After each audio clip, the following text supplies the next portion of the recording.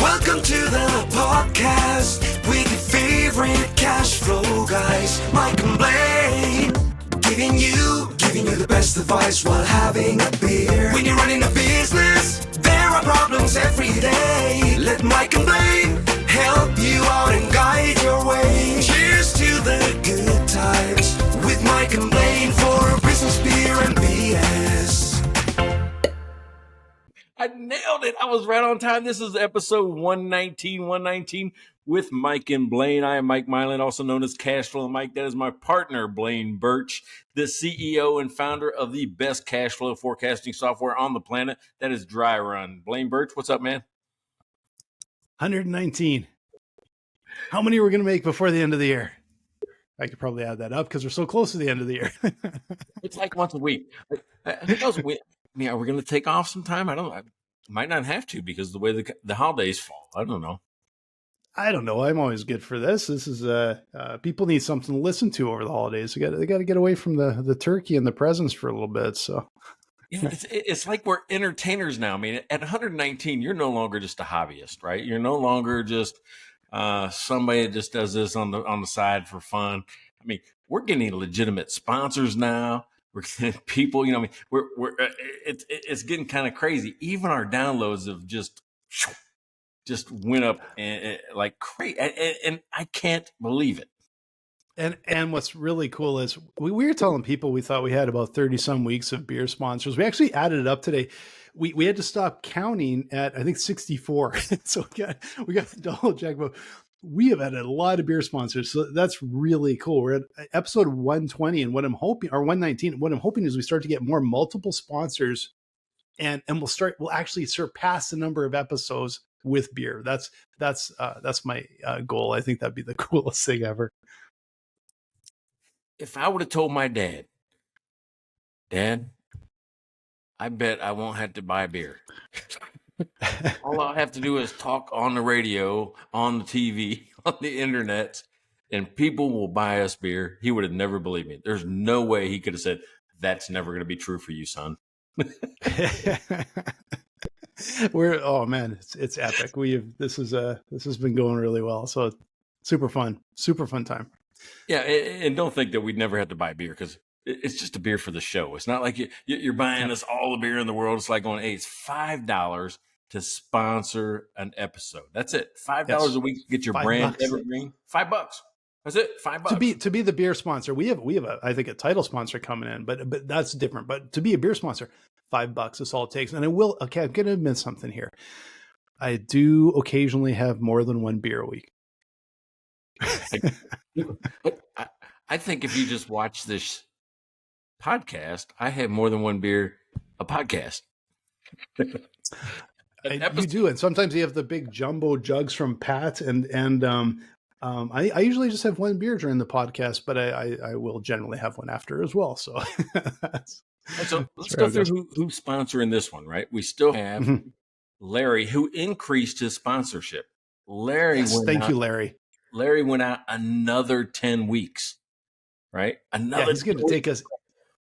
He's going to take us into the new year. He'll take us into the new year, which is amazing. We also have, of course, neighbor Pat and Rachel Barnett, who you always love to talk about because you know Rachel really well. You know what I like most about Gentle Frog, right? Gentle Frog. If you haven't seen it, just go to Gentle Frog. If you don't know anything about QuickBooks and you're like going, gosh darn it, I wish I knew more about QuickBooks. Go check out Gentle Frog because she can take you from 0 to 60 in minutes, if not hours. She has the perfect program for you. Larry is the CPA in Houston. If you're in Texas, or even I think he does outside of Texas, if you're in Texas or otherwise, and you want a CPA that's going to give you the straight, answer, that's also going to be able to give you cash flow because he's certified in my program, right? He has the CPCP designation, which is Clear Path to Cash Professional designation. If you're looking for somebody to help you manage cash flow, put more cash in your pocket, and avoid the tax man, call Larry Weinstein right there in Houston. Absolutely. And what do you do quickly? We always forget. We got to boost ourselves a little bit here. If you need to be able to find hidden cash in your business, if you want to learn how to analyze financial statements in 7 minutes or less, go to cashflowmike.com, download my book, 7-Minute Conversation. I'll teach you 6 calculations to do it on your own. That's all you got to do. Just download the book. You get the work, you get the calculations. You can do all this on your own. I'm just giving you the tools. Perfect. And come over to Dry Run after you've got the tools here, and we will help you forecast your cash flow, forecast your sales, model scenarios, figure out where you're going. We will give you instant intelligence with epic control. You connect your file and we'll have a forecast for you in a minute, but we'll still give you control to model out all the cool stuff you got to figure out in your business. So come check us out at dryrun.com. Yeah, very cool. So you got plenty of ways to connect with us. You got mikeandblaine.com is our website. You can buy us a beer. We got merch, right? I know if I just walk up to remember I told you a couple episodes ago, I'm getting that Just Giving Her t-shirt. I'm getting it. I think it's sitting up in the mailbox right now, right? Just Giving Her. Nice. The one Pat is wearing on our Facebook page. Pat already bought one. He's got a picture of it. You can see it. It looks good.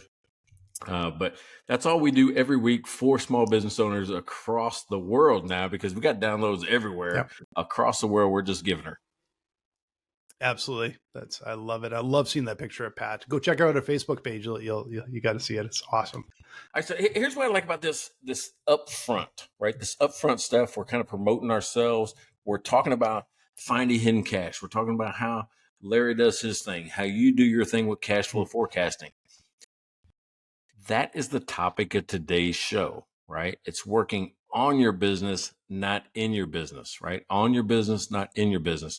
And so we're going to kind of dive into what that means. And my initial impression today is I don't like that saying anymore.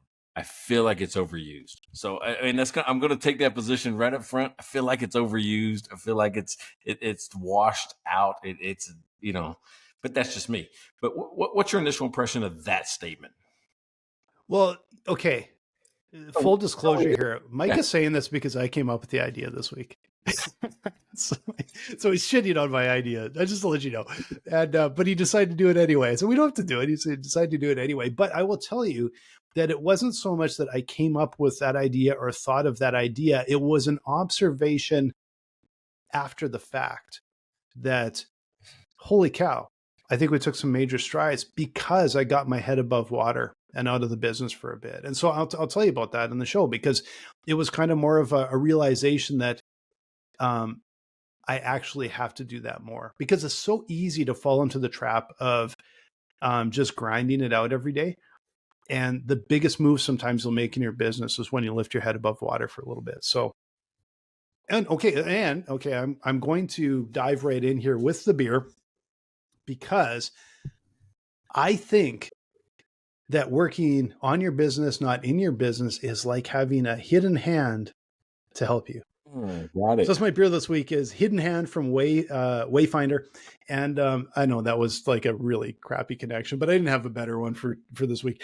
Hidden Hand, it's a black lager though. So this is the first black lager we've had on the show. And it's quite good. It really is quite good. This is a good brewery, Wayfinder. I would definitely check them out. They are from Portland, Oregon. Check out Wayfinder. Excellent beer. All right. So, and I actually had one in the fridge for this today. So, because I found a brand new brewery that I'd never heard of before in Dripping Springs, Texas, which is right up in the Austin area. Right. So if you've been to South by Southwest, it's like a little bit of a town right connected to, I think it's like southwest of Austin. Yeah. But it's a cool thing. And the name of it reminded me of working on your business and in your business, because it is Family Business Beer Company, right? It's a family business, small business, just like us. But the name of it was super cool. The name of it was the Grackle, right? Like what? The Grackle. Yeah, the Grackle, and it's a Hill Country Imperial Stout. Now, in Texas is flat. A lot of places in Texas is flat, except for where I live, right near San Antonio and north of San Antonio is what they call Hill Country. And if you come here, you'll know why, because it's pretty diverse as far as that is. So I'm excited about this. A brand new brewery close to home. Family Business Beer Company. It's just a great logo, great style. It feels Texas to me, and it feels small business, and I love that. So Cheers to them. Nice. I love it when we find a new brewery. It's starting to get hard because out of 119 episodes, both of us usually have, like, we always have a different brewery from each other. And a lot of times we have different breweries that we've never featured before. I couldn't even count how many. We've probably featured 150 breweries already between the two of us. So yeah, Well, I love when we find a new one. I don't think more than 5 or 10 times each have we used the same brewery. And that was a rule. Yeah. Remember, at first we weren't going to do that at all. It was. And it was a rule. Yeah. And then we're like, oh, that's going to be too hard. It's getting tricky. It's getting tricky. I'm pretty sure I've done Wayfinder before. I've had their beer before. I'm not sure if I've had it on the show before. But yeah, it is getting tricky. It's getting trickier and trickier. And so that's why I've started to try and match my beer to the topic. Yeah, it's nice. We'll count it out one of these days and see how many breweries we've featured. So yeah. So, but the new rule is we're okay with doing the same brewery more than once because we realize that you have multiple beers. You might have a Pilsner and an ale and a Stout and like on. So we're like, yeah, it makes sense that we just open it up, right? And it makes it a little bit easier for us to find it. And if you're out there listening and you're a brewery, hey, listen, just contact us through the website. Just send us beer. That's the easiest way for us to find you is just send us some beer. Yeah. And it's the same. Yeah. $5. It's the same as a $5. It's exactly. Yeah. Yeah. You guys that own breweries out there, you think that we're going to charge you a mint. It's the same $5. Or just send us beer. That's literally it. One bottle or one can per episode. That's all you got to do. Just send us a beer. So send us the beer. That's all I got to do, and then we'll promote it. So very cool. All right. So let me tell you why I'm tired of this statement. I'm tired of this statement because I teach these seminars all across the country, and it doesn't matter where I go. Somebody brings that up. Oh yeah, we should be working on our business, not in our business. And I think it's like to me, I don't like the word trusted advisor anymore either, because I feel like it's overused. And when something's overused, it has less meaning. It has less impact. But when you mentioned this as a topic, I said, it's absolutely true. I just don't like the phrase anymore. Is there a different way for us to talk about it? That's all I'm saying. It's not to shit on your topic, because I never let you pick a topic. Well, I know it's a side benefit for you though. So it's a bonus for you, but okay. Well, let me tell you how this topic came about, because it isn't that I thought of the topic. This is because last weekend was the long weekend. It was Thanksgiving, and I don't often take that many days off, and I actually took Thursday and Friday off, and Saturday and Sunday. So I had a 4-day weekend. That's a pretty massive rarity. What I found was by the time I hit Saturday, I had gotten away from all this daily stuff. Because if you ask me, I'd be like, of course I'm working on my business. I'm CEO. That's what I do, right? But 2 days away, and then I had that extra day or two in there. And all of a sudden, things started to seep in that were bigger picture. And I started to think about some of the strategic initiatives we would do for 2024 and how we would do that.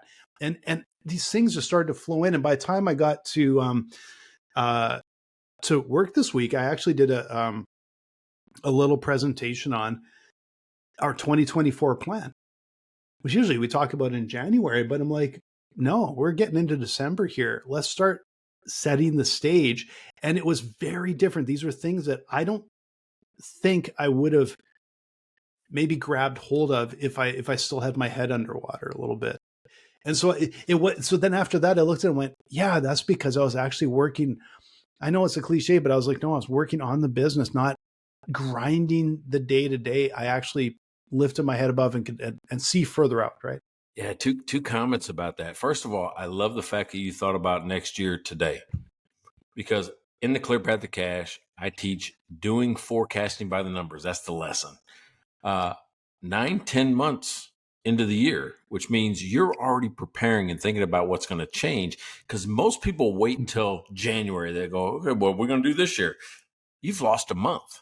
you've lost a Yeah. month. You didn't prepare. You didn't think through it. So I always ask people, I said, hey, Mhm. let's start thinking about it September, October. So when January 1 comes, we're taking full advantage of the whole year. So I love the Yeah. fact that you're doing that.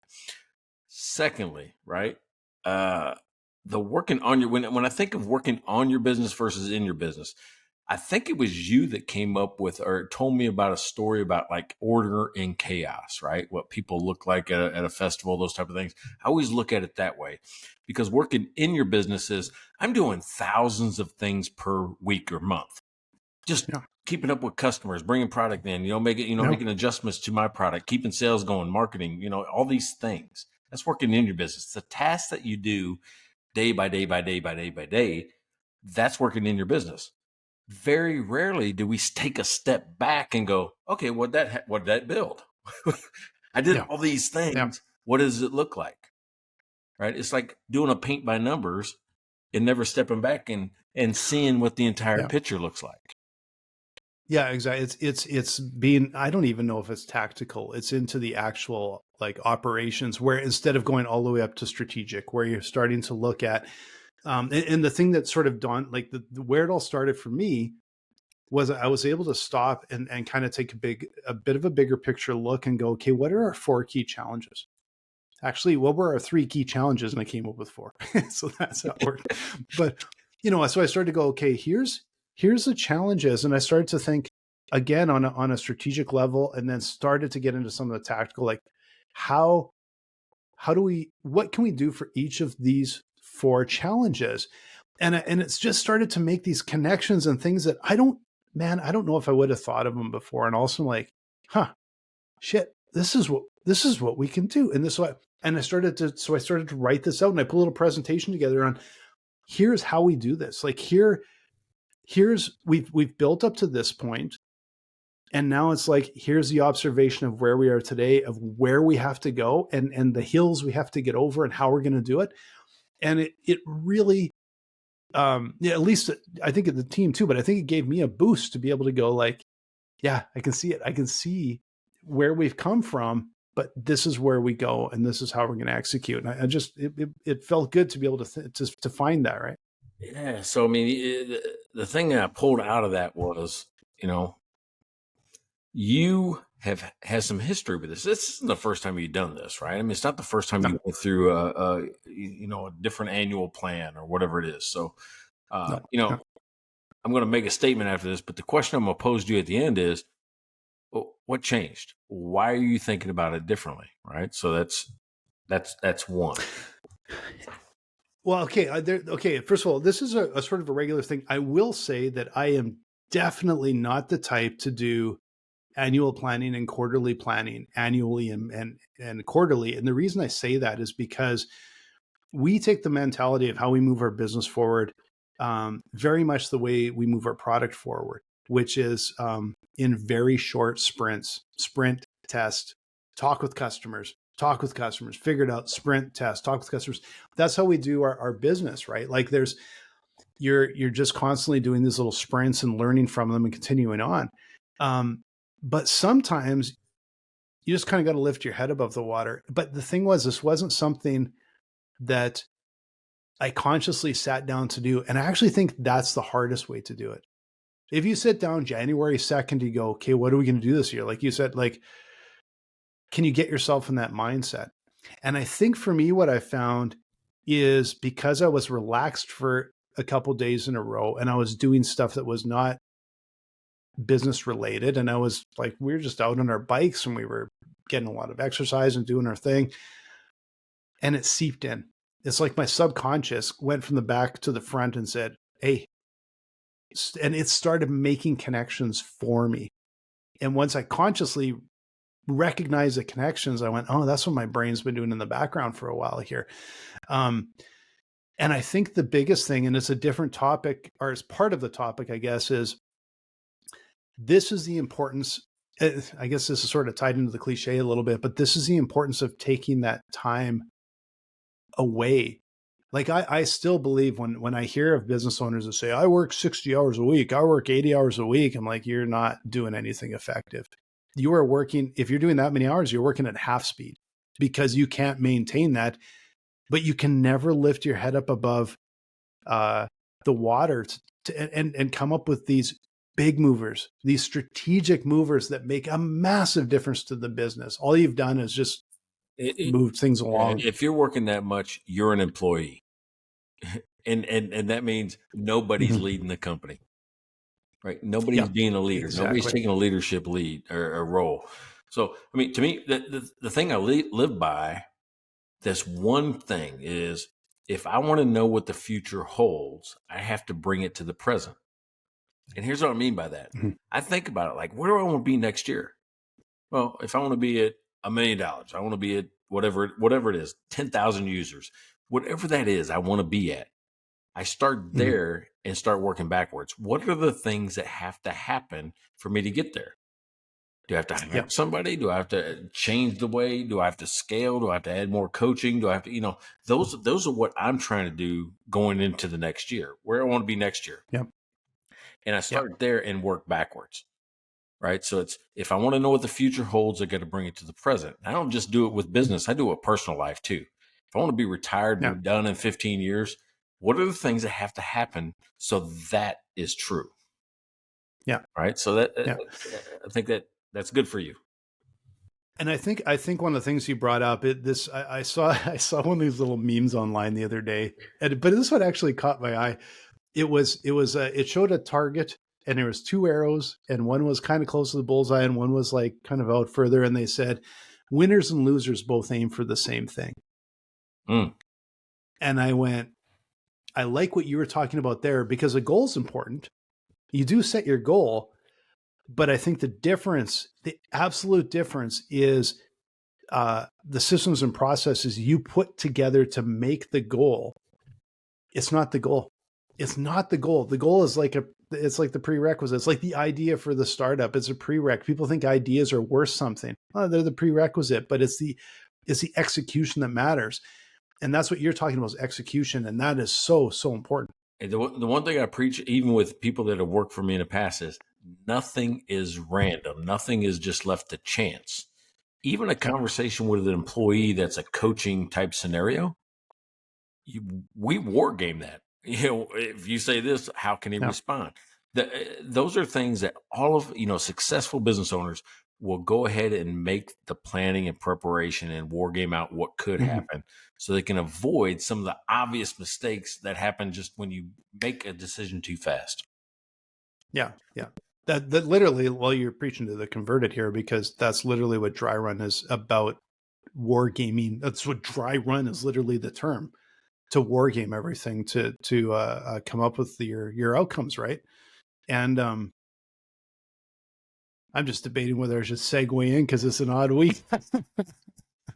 What? It's Are we too early? You're the odd person. You're the odd ball. And I'm the odd person. You know what? I'll use it as a segue. I don't know if we're too early, but I'm going to, because you just popped it in. Before you do that, all right, because this is a good segue. But before you do that, let me explain what we're talking about. When I call him the oddball, it's not because he's an odd person or an oddball or whatever. It's just that we have a rule that when we don't have a title sponsor, like I think we're this close to getting, when we don't have a title sponsor, either we promote dry run on odd episode numbers, or we promote Cashflow Mike on even episode numbers. So we call him the oddball because it's the odd numbered episode. So if you want to know more about the best forecasting software for business in the world, and I'm gonna tell you what, I keep pushing people towards dry run.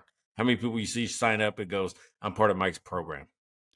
We do. We get them, and it's awesome when we hear that, and we're like, and the team will say, "Oh yeah, this guy came from Mike." So that's really, I appreciate that. That's so fun when we hear that, and it's it's like we're talking about some of the strategy and starting to figure out what's happening in the business and what you're gonna target next year. That's a really big part of what dry run is. I know we say cash flow all the time, and you're managing that, but you know what? I'm using it as much or more to deal with the strategy, to deal with some of the big picture, and to figure out it's what if, and it's like, okay, what if we tap into this distribution model, and what kind of money do we have to put in, and how much can we get out, and what if we do this, and what if we do that, and what if we change pricing? And it brings that reality. So it's if you have a goal, You're aiming for the same thing as everybody else. It's how are you going to execute on it? And that's a big part of dry run is basically forecasting or predicting what the outcomes could be before you act. And so that you're making the right moves. So that's what dry run's all about. So come check us out, dryrun.com. Free trial, talk with us. We'd love to talk with you. Hey, what I loved about what you said is knowing what the outcomes could be before you even, get there, which is you don't want surprises in business. You just don't. No. They're going to show up, but if you can minimize them, even better. If you can be planful, thoughtful, predictable, it's even better. But sometimes you'll get surprises. But sometimes if you do the right planning, if you look at it and think through what could happen, you will have a better business model all the way around. You just will. Yeah. All right. Snuck that in. That was like our first awkward silence in 119 episodes. We both look at each other like, going, what do we do next? Well, now what? Let's drink some beer and think about it. All right. So let me tell you about like how this looks, right? So when we talk about on your business versus in your business, I've got a client, I'm not diming anybody out, but his go-to, and I have a firm belief, goes way back to being a trooper, by the way, which is people spend time on things they think are important. So whenever you look at your employees, when you look at, your co-founder, when you look at your friends, people will only spend time on things that they think are important. His go-to when he doesn't know what to do is to change price. So our conversation, because remember, he's in the business all day long. We're not closing, what I think we should, or we're behind in our forecast, or we're whatever it is. His only go-to, the lever he pulls in his business is, I'm going to change price. So he and I work on it every week basis. So it's like, I kind of see this happening. All right, hey, catch me up. What happened in the last week since we didn't talk? We only talk once a week for an hour. He goes, well, I changed prices on this, that, and the other. And I go, wait a second. What did you see that said those things had bad pricing? I just felt it. That's the wrong answer, folks. A gut feeling leads you to investigate. A gut feeling doesn't lead you to take action and make change. Yeah, exactly. In this case. Yeah. So I'm just saying what he's done is he's doing things, but he couldn't articulate one client that said price was an obstacle. One, everything, it was just about, it's a short-term twist of a knob that has zero impact. Yeah. That's working in your business. Well, the thing is, and the fact is when you do things like that, it may not have zero impact, but it likely could have a very negative impact because it's not planned out. And it's just like, now you're just charging less to try and get more. That's not necessarily a tactic that's going to work for you. Here's what I found out after that. After I said, what day did you see? And I started pushing on him a little bit. He goes, oh yeah, Mike, here's what I did in the summer.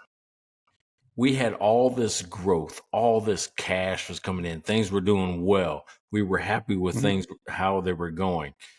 He has a historic seasonality change in July, right? Well, he just has always. Well, I looked at 10 years past. July is just not for him. Because, his business depends on water. There's not a lot of water in his area in July.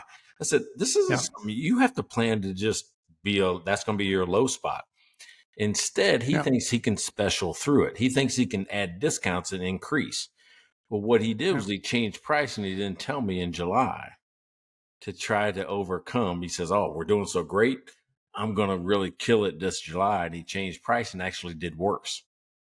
Why? Because he lowered price during the low season. So not only did he have low sales, he had a lower price.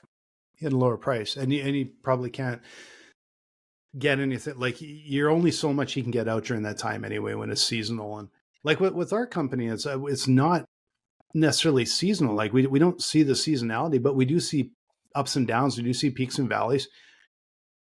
as far as we can tell, sometimes it's just like flipping a coin. Like there is just like you'll go for a little dry spell, and all of a sudden it'll be bam, bam, bam, bam, bam, bam, and you're like, oh shit! Now what happened? Well, nothing really happened. There's nothing that you can connect to. We didn't change anything, and that's the thing that tells you we didn't change anything, and all of a sudden it's like, no, there's a whole bunch came in at once. All right, so there is a little bit of patience, I think, involved too, right? No, I can nail mine. There's patience, but I can nail mine to the exact month that I need to not talk to account, because I said a lot to accountants and bookkeepers. March and September, they're not talking to me. Right? No. They're trying to prepare for taxes. They're trying to prepare for the extension of taxes. They're not talking to anybody else during that time. So I know that going into it. So either I take vacation and just kind of go, it's going to be whatever, or I add in bank seminars and I add in, SBDC seminars and those type of things to go with it, right? You find a way to compensate. What he didn't do after July, he discounted the price in July and did not set it back afterwards. Yeah. So all the gains we made were wiped out in the fall because he changed price and didn't go back. Didn't go back. And like, because we have one of our big channels are CPAs, right? And we know when it gets to tax time, March, April, they're not going to want to talk with us. A discount's not going to help, right? Yeah. And I think like you've probably seen, like some businesses can benefit from discounts. We use discounting occasionally here and there, but we find that it doesn't really, I don't know how to explain it. It lifts the water level by the exposure you get. It does not close a lot of deals for us, like not additional deals. And it just, you and I talked about that. I told you, I did a Black Friday sale this year for the first time.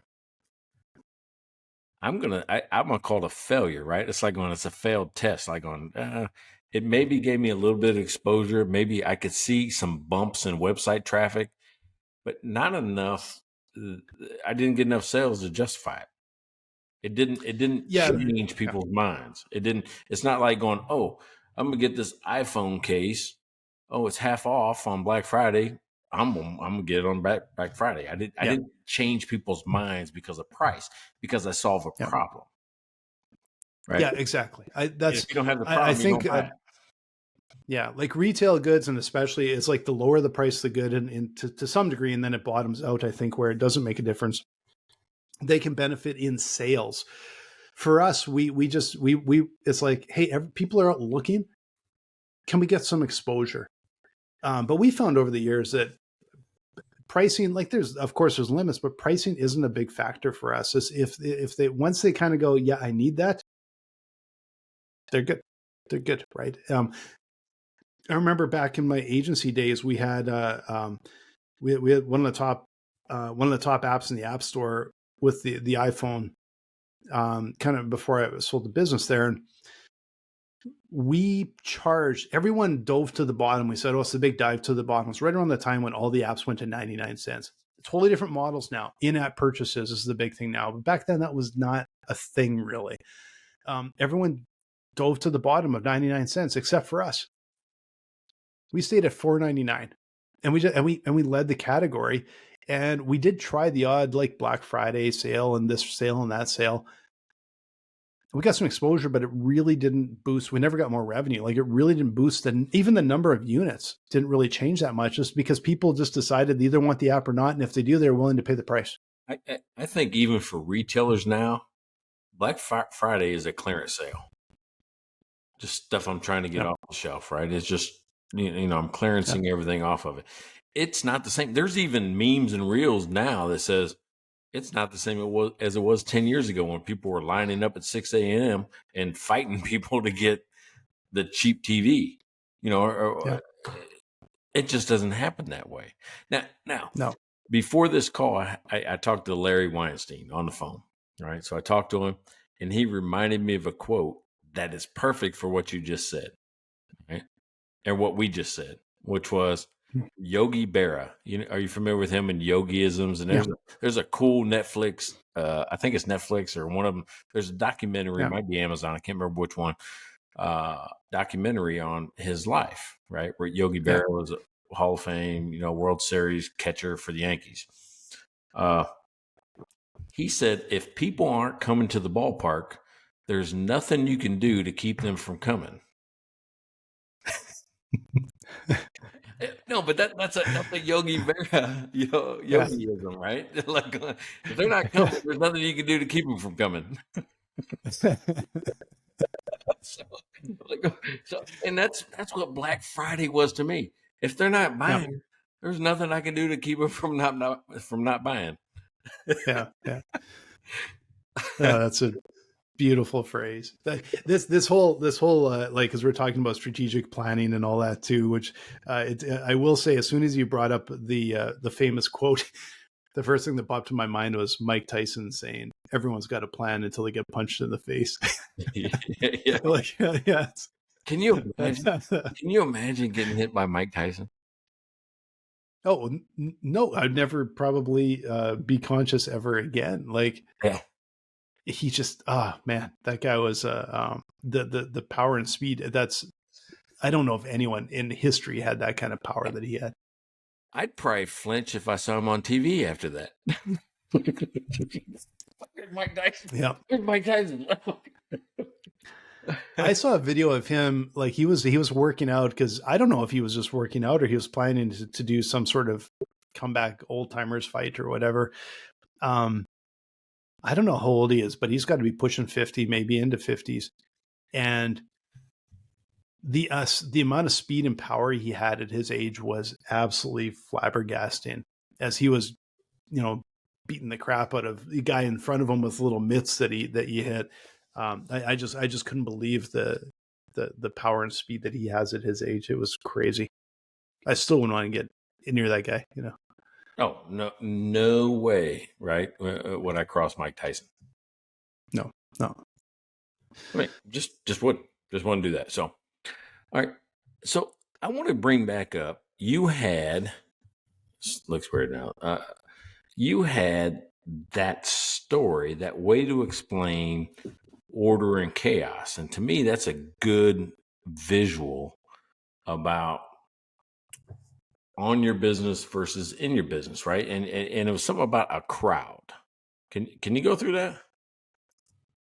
Or do you remember? All right, so I'll do it. I don't even remember. That might have been one of the 12% episodes. I don't even remember that one. I thought it was you, and it might not be you. And if I wrongly attributed, I'm sorry. But somebody told me about, like, going to a festival, right? Like, it looks like chaos. If you're on a bird's eye view, maybe at a mall, and you're looking over the top of others, and you see people moving in different directions, it looks like chaos. I think, okay, this is the closest thing that I'm thinking, and maybe it's one I brought up, is on our honeymoon, we were on a cruise, and we met a bunch of people on the cruise. And still good friends with some of them 27 years later. But one of the guys was in the military, and he was in intelligence. So it was really funny, because every time we would see somebody say, "Hey, Bill, what's that guy do?" It would give him a hard time. But he said he couldn't handle the mall. He goes, "I get in a crowd like that, everybody should be walking in a straight line. They should be doing this. They should be doing that." And that's what I said to him was, yeah, but it's just a higher level of organization, because everybody in that mall has a purpose. They're all executed, like they're all going to some place for some reason. So it's actually really, quite elegant. And then he didn't know what to say, because I just sort of blew up. You got to stay in a straight line and walk all the same direction. So I was looking at the APV on this, and 10.2, no wonder. Oh, nice. That's a beaut. That's a nice beer. I thought this was a family business. I think that's what it says. It's small. Depends what kind of family. Right. I don't know if that was what you're thinking of, but that was what came to my mind. So yeah. Probably here's what's happened. You told me that story, and I made it this much bigger. Well, it works. The logic works. Yeah, like the logic works exactly what you're saying. The logic works. If you're in a stadium, you're at a big festival. It can be this massive crowd, but it's not that people are zombies. They're all executing on something, right? They have a goal in mind, right? Yeah, right. So if you're looking at it, it looks like chaos, right? Or more importantly, sometimes let's flip it, because I think my analogy doesn't work unless I flip it just slightly, which is when I'm in it, it looks like everybody else around me is chaotic. Yeah. I'm in Yes. it. Yep. And you told me about how you navigate, through crowds and those type of things. But Oh, I got to share that one because this works. You guys try this. I got to share that one. I figured this out years ago. When you're in a crowd and you're trying to walk through the crowd, if you look at people in the eye, everyone looks at each other in the eye, and it's really hard to get through. Don't look them in the eye. Look past people, and they'll get out of the way. They can't help it. It's a natural thing. They can't help it. They see you walking towards, oh, that person doesn't see me, and they get out of the way. I have walked through hockey rink crowds after a game and basically like not even slowed down just by like looking like up to the side or way past people. It's unbelievable. Don't make eye contact and people move out of your way. Don't make eye contact. Don't even look off to the side. They don't want to get run into. So they just, it's like the sea just parts. It's unbelievable. So yeah, it was kind of that conversation we were having that led me to believe this. But think about if you're just navigating a crowd. It seems like everyone around you is chaotic, but what you're doing is your task, right? This is the on versus in. I'm trying to bring it back to the topic. So on versus in. I'm in it. I'm in the crowd. I'm doing my things, but everything around me is just happening.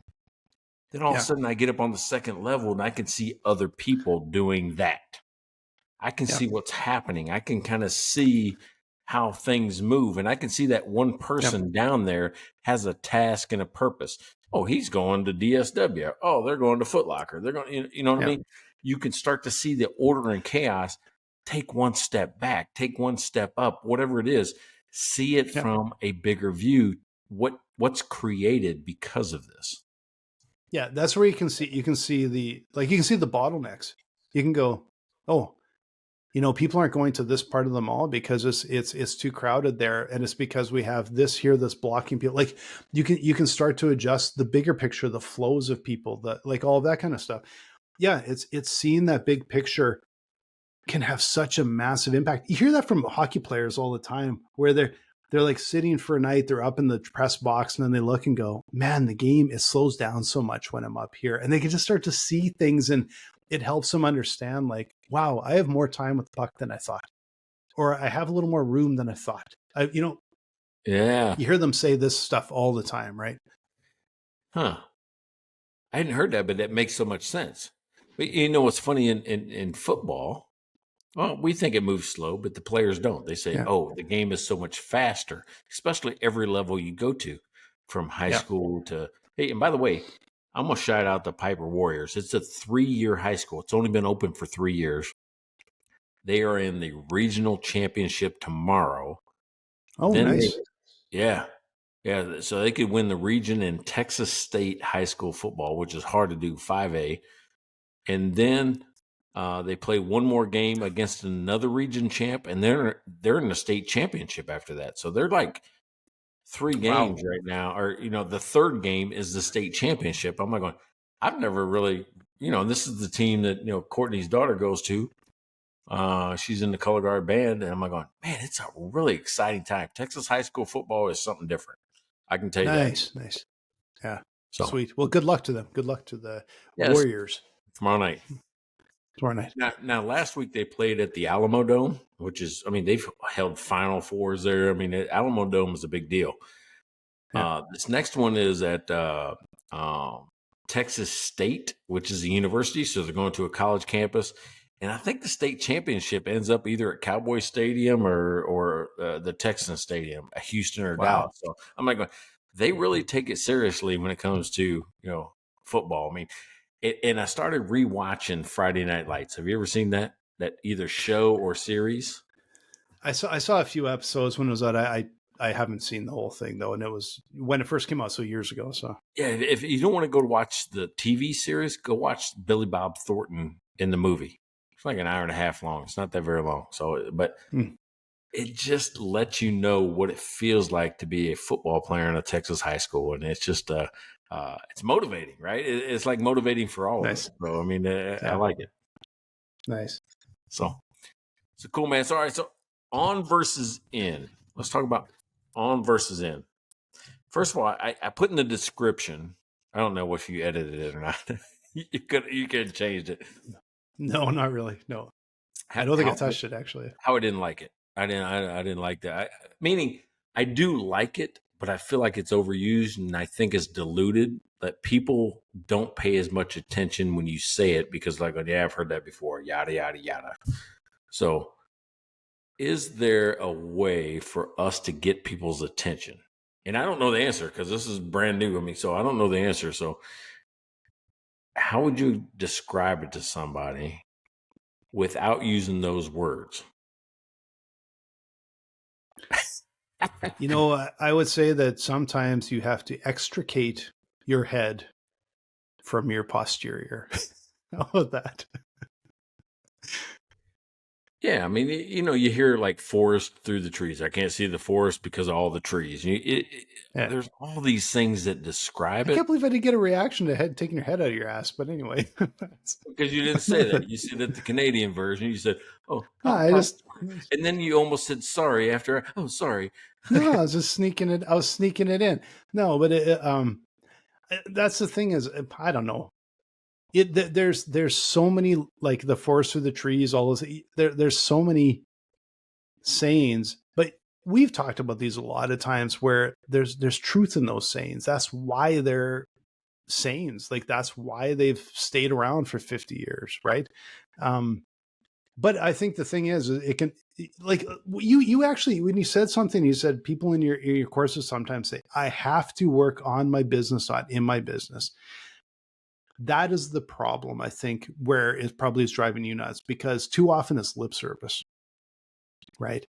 Yeah, You can't just say, I have to do this, I have to do that. It should be the opposite. It's like for me, it's like I also realize that's why that was effective, because that's what I did, not I have to do that, because it just doesn't happen, right? Oh, that's super powerful because I think now, based on what you just said, good observation.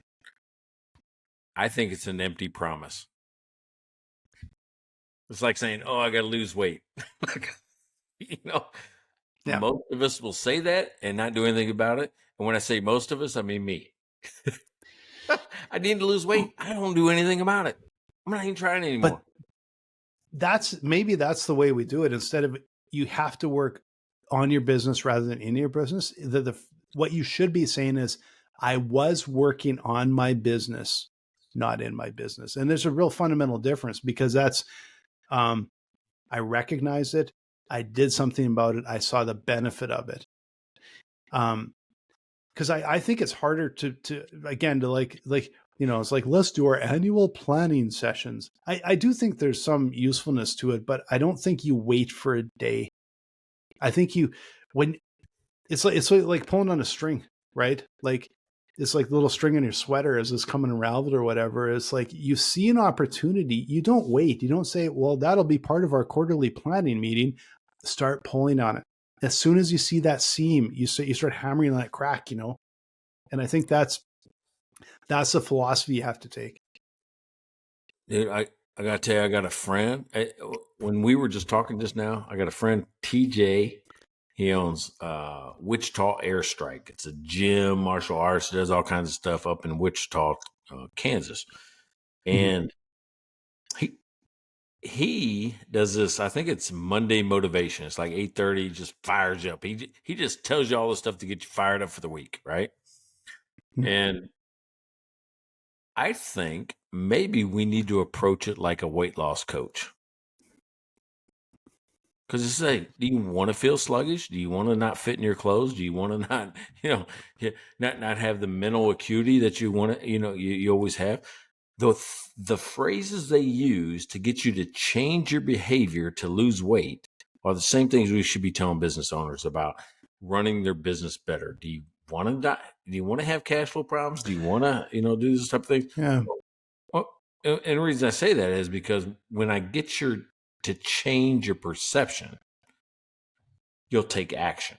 So how do we drive behavior? And I don't think the phrase does it. Maybe that's my whole problem with the phrase of, are you going to work on your business or in your business? No, I'm thinking I need you to get in my face and say, hey, Do you like being poor? Do you like being broke? Do you like not being able to pay your bills? Do you like the stress? Do you like not losing sleep or not sleeping at night?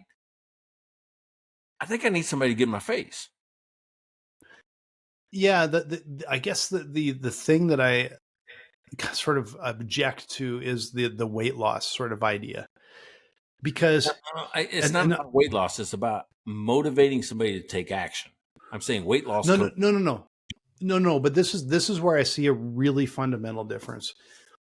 You cannot lose weight by skipping a meal, like one meal. That's not what we're talking. It's no. But this is just hear me out. Like you cannot make an impact from one thing. And I think if we treat it like it's almost like a weight loss coach, it feels like you have to do this all the time and it's got to be regular. And what I want to say to the business owners out there is, if you stop and you put some time in and you think about your business, you may come up with a really important strategic or a really important observation, a really important thing you can do that will radically change your business, or will take it a nice big step forward in one shot.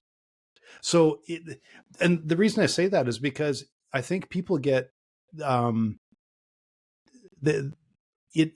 it's not depressed, but it limits what they want, what they're able to do, and it feels like, oh, you got to do this and you got to do it all the time. It's like, no, you might not have done this in the last 5 years, but if you got that, sit down and think about it. It can make a really big difference to your business today. It doesn't have to be every week, right?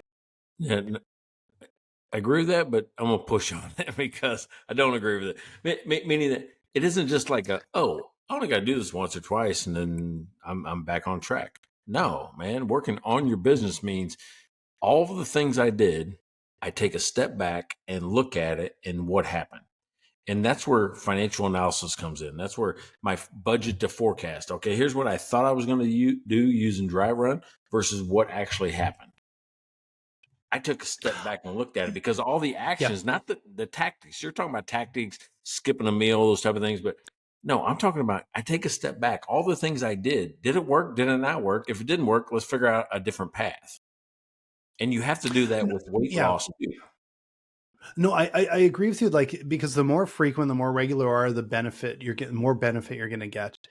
What I'm afraid of is the as soon as you say sort of like a weight loss coach thing, you start thinking about like it just makes it feel so hard. And I'm thinking like, no, you can start with a little and you'll start getting addicted to it because it'll change your business and it'll start to grow. So it's more of just a mindset to me that this isn't something that you should be looking at, I think, as sort of a habit. It's like, this can really help your business.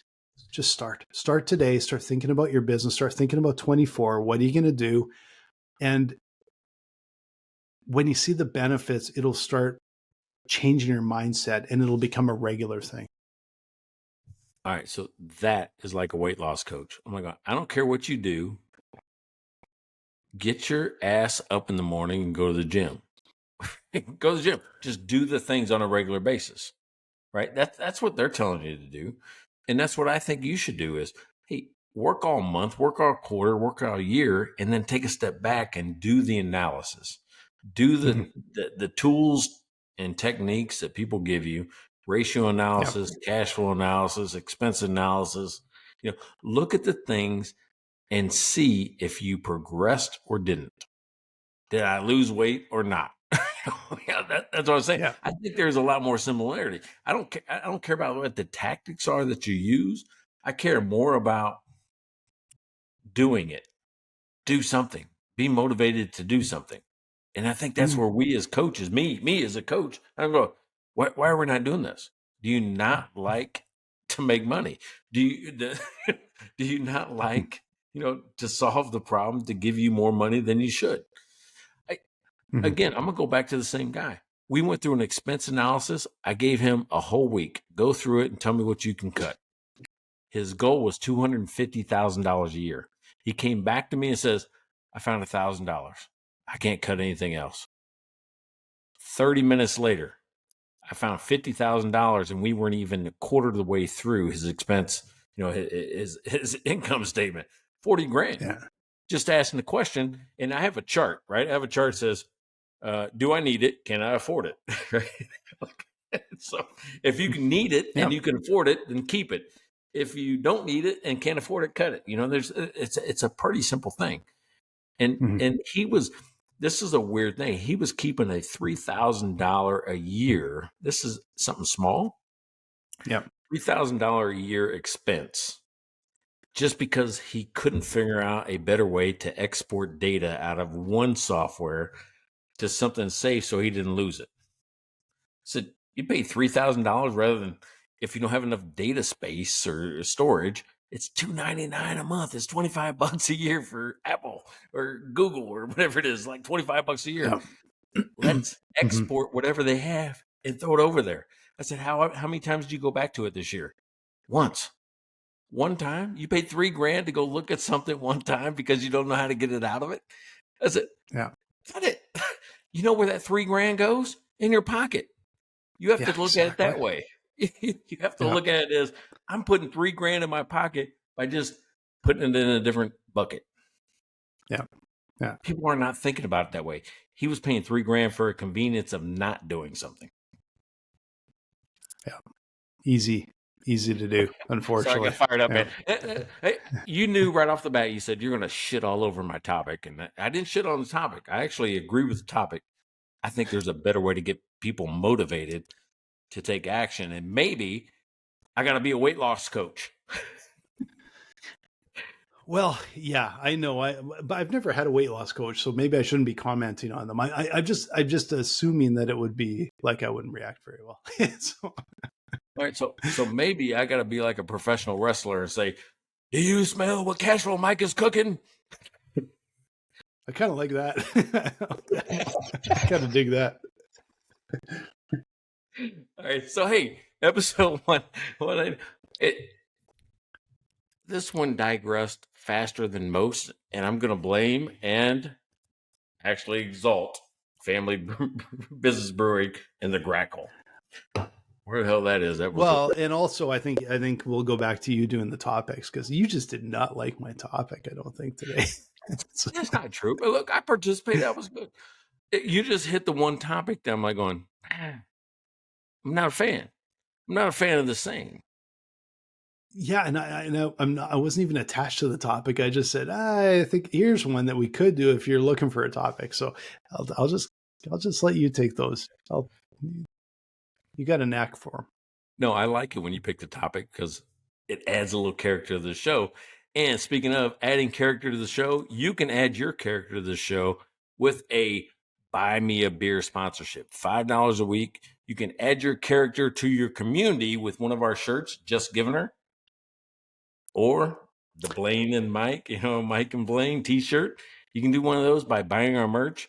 Go to mikeandblaine.com. And you can subscribe, follow us, like, comment, the whole works. Make sure you guys, you connect with us. Let us know that you like the show, what you want us to talk about. And make sure you don't miss any of our episodes. So make sure you subscribe.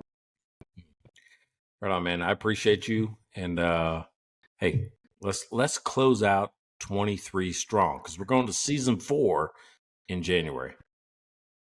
Yeah, we might have 4 more episodes in us. I know there's the holidays, so we'll see. We might land on a bad day, but I think we got 4. We should be closing out at least 122, hopefully 123 before we hit 24. That's what we got to do. We got to do 123 so that the first one at 24 is 124. Oh, because you're the even guy. You're the odd guy. I'm the odd guy. You're the even guy. It won't matter because we'll have our new title sponsor that will carry us. Title sponsor. I'm just talking about just a weird coincidence of 124 starting 24. So there's really no need for it. I missed it.